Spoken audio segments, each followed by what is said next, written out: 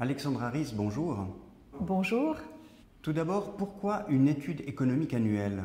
Ceci est en fait la 13e étude économique annuelle de la CCIG Banque cantonale avec la collaboration de l'Office cantonal de la statistique.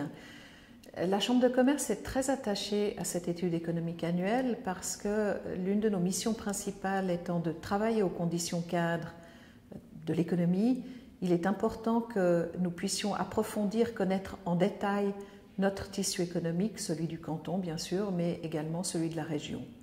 Et ces études économiques sont l'occasion d'approfondir des secteurs, comme cette fois-ci, parfois très mal connus alors qu'ils ont une importance tout à fait notable pour notre économie. Les sciences de la vie lémanique constituent-elles ce qu'on appelle un cluster et pourquoi? C'est une grande question. Les clusters font l'objet d'études, de tentatives de définition depuis en tout cas le milieu du XXe siècle, certains diront même avant. En gros, on peut dire qu'un cluster, qu'est-ce que c'est? C'est un lieu géographique où l'on trouve différents types d'entreprises de différentes tailles, des grandes, des petites, des start-up, mais également des instituts de recherche, des hautes écoles, des instituts qui font du transfert de technologie, des institutions bancaires et financières.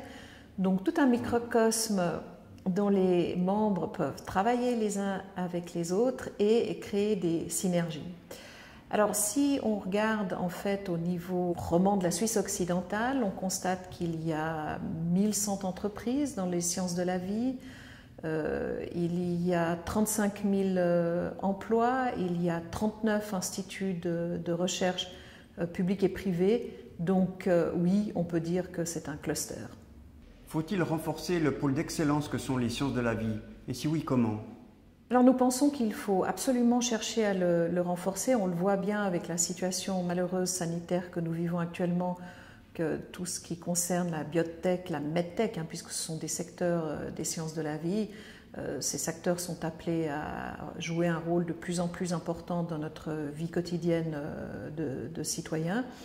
Ce qui est très intéressant, si l'on se réfère au fait que nous sommes précisément dans une région où il y a un cluster des sciences de la vie, on voit que ces domaines ont une résilience plus grande dans les crises et surtout, ce qui est très intéressant, et cela a été prouvé par des études, la somme du tout est plus grande que la somme des parties.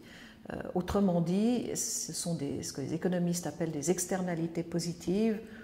En langage ordinaire, c'est bon pour l'ensemble de l'économie. Donc oui, il faut encourager le développement des sciences de la vie. Ça n'est pas tout à fait gagné. Genève se positionne extrêmement bien. Il lui manque des tout grands acteurs, des géants.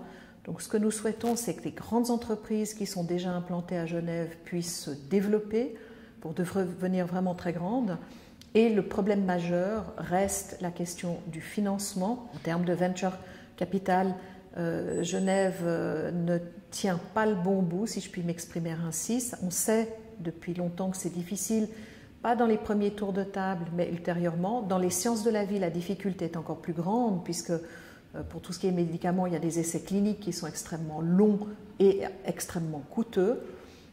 Les tranches de financement entre 3 et 15 millions sont très difficiles à trouver en Suisse, ce qui est dommage parce que ça implique un risque de départ à l'étranger. Il faudrait vraiment trouver des mécanismes qui encouragent les capital risqueurs à s'intéresser à Genève. Merci beaucoup Alexandra Ries pour cette interview.